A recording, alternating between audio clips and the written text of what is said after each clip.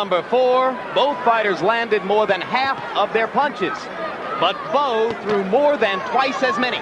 77 shots for Bowe, only 36 for Holyfield. There's a left and a right by Holyfield, and a left. Bowe giving the right hand in return. Left hand by Holyfield. These are solid shots, but the champion does not seem able to hurt Riddick Bowe.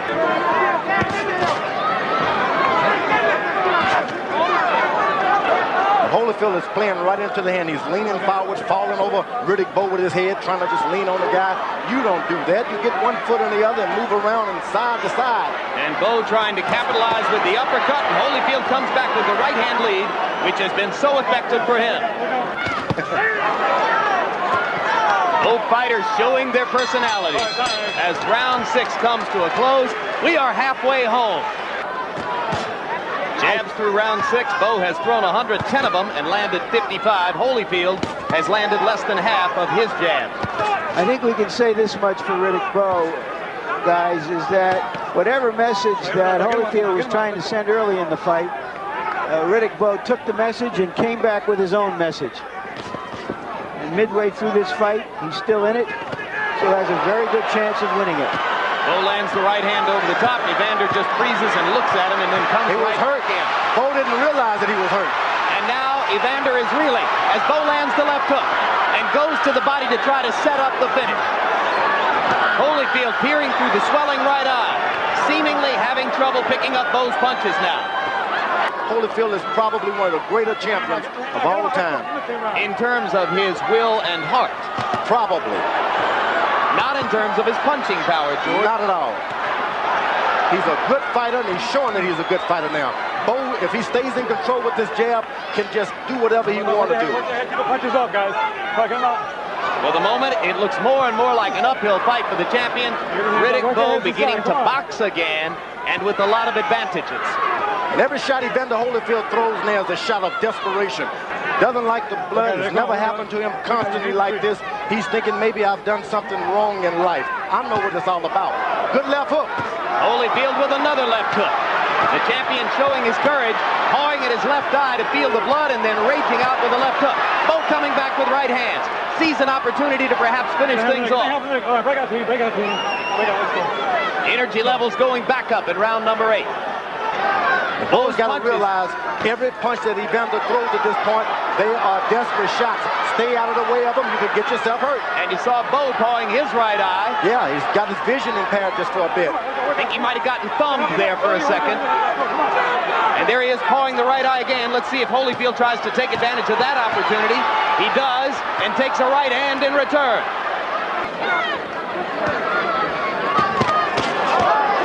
Trading right hands. Again, it was Bowe's, which appeared to be more effective. Right uppercut by Holyfield momentarily stuns Bowe. Low blow by Bowe. Cortez pushes them away. Round 10 begins. If they complete this round, Riddick Bowe will have gone just as far as he's ever gone before in a professional prize fight. Riddick Bowe is able to land 3 good combinations now. Evander Holyfield can have his first visit to the canvas. He's been a gentleman all this time. He can't understand someone being so dirty. So you see Holyfield going down in this round, and Bowe stuns him with an uppercut. And just like that, the champion struggles to stay on his feet. What a heart by Holyfield. He's going to stay on his feet. He's hanging in there. Gets away from a right hand, blocks another one. Bowe throwing and throwing, now goes to the body. Holyfield somehow standing up, but staying too close to Bowe. Joe Cortez watching. Champion gets the benefit of the doubt. That was a right uppercut that started that sequence. Now Bowe has got to start all over again. And Holyfield weathers the storm and comes back throwing. If Bowe starts over all over again, he can do it all over again. Let's see if he has the patience. Get him out, let him out. Let him out, please. Evander Holyfield's incredible powers of recovery once again on display. Don't rest. Rest with your jab. Bowe should be taking that kind of advice. Look at Holyfield. What a warrior. Reversing the tide of the battle. The champion now has Bowe wobbling. And he lands the right hand. Everybody in the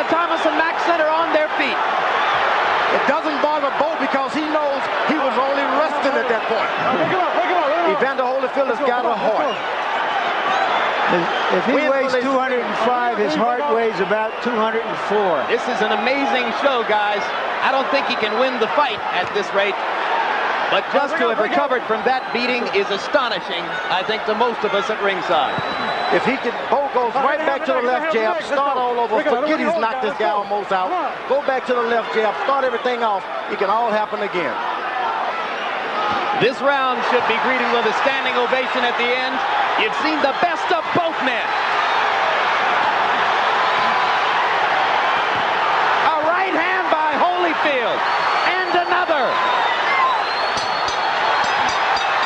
Round 10 continues after the bell.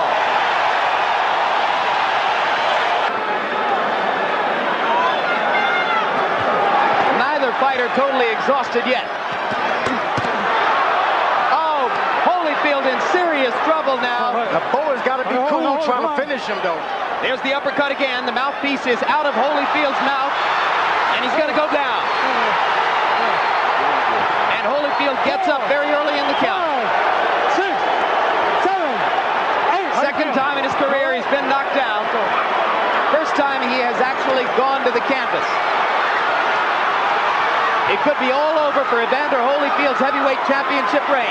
He is not fighting back and seems to have no will to do so. To get out of this round would seem like a miracle. You must know people don't pay you millions of dollars for nothing. Once the tide gets tough, you got to fight anyway. When it turns against you, keep fighting. Come on. Right hand lead by Holyfield brought his supporters in the crowd out of their seats again. But Holyfield is spent, it seems now. His handlers call him the best conditioned athlete in the world. He'll have to be to make it out of this. This is a prime example of managing and training too many fighters at one time. You get into the corner and you just don't know what instruction to give what guy.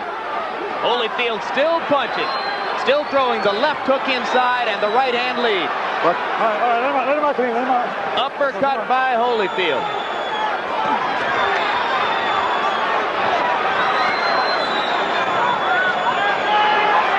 Blood spouting from the champion's mouth. His eyes almost completely shut.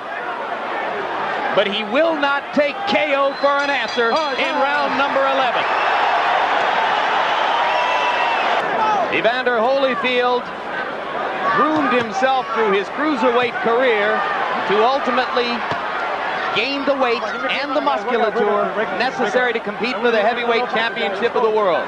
He thought through all of the years he would have to fight and beat Mike Tyson to get it. In the end, it didn't happen that way. And the public has consistently penalized this man for not having won the championship from Tyson, but rather from an overweight, out-of-shape Buster Douglas. Tonight, he wanted to prove his legitimacy. And if nothing else, he has proven what we already knew about him. Extraordinary courage, spectacular heart and will. What he hasn't had is the muscle and the size to compete with Riddick Bowe. I can tell you one thing, that terminology of the St. Bernard and the Junkyard Dogs, they belong to me. Larry stole them from me. I gave it to them. Not the first great idea that we've stolen from you, George, and it won't be the last. I was only teasing, kind of. From the back of the arena now, they begin to rise and applaud what has been an extraordinary battle between two men of heart and will and courage and skill.